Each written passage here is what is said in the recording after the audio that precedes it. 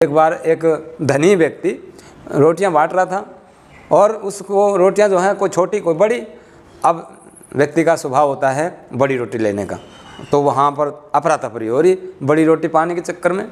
अब हुआ क्या कि बड़ी रोटी जो धक्कम पेली कर रहे थे वो ले गए, मगर जो छोटी रोटी थी वो ही ले जाएगा जिसके अंदर संतोष होगा।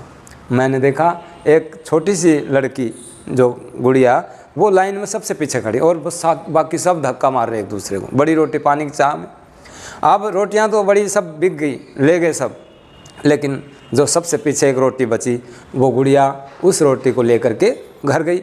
ले जा कर के जब उसने देखा कि छोटी रोटी आई है, अगले दिन फिर वही कि वो लाइन में लगी, बड़े वाले बड़ी ले गए धक्का मार के, लेकिन एक रोटी फिर छोटी बची। उसने ले जा करके देखा घर पे तो उसमें सोने की मोहर निकली, सोने की।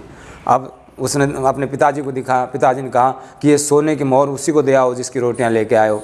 अब वो गुड़िया बेचारी उस रोटी को लेकर के जाती है और क्या कहती है कि ये सोने की मोहर आपके आटे में मिल के रहेगी, आप रखो अपनी।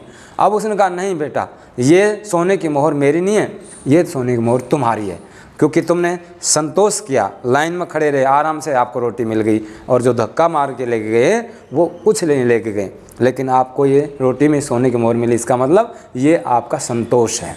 तो संतोष व्यक्ति जहाँ कर लेगा वहाँ सब कुछ प्राप्त हो जाता है। आजकल के जीवन में भाग दौड़ में और क्या है, यही तो है कि 4 गाड़ियाँ 2 बंगले, उसके पाने की चाह में आज व्यक्ति बीमार हो रहा है, डिप्रेशन में आ रहा है, परेशान हो रहा है। इसलिए वेद शास्त्रों में हमें कहा है कि संतोष एव पुरुषस्य परम निधानम। जो तनाई का और डिप्रेशन का इनका जो तोड़ है वो संतोष है, अचूक दवा है। यदि आपने जीवन में संतोष कर लिया तो आप सुखी हैं, और संतोष नहीं किया तो सबसे बड़े दुखी हैं। इसलिए संतोष कहाँ मिलेगा, सोचिएगा।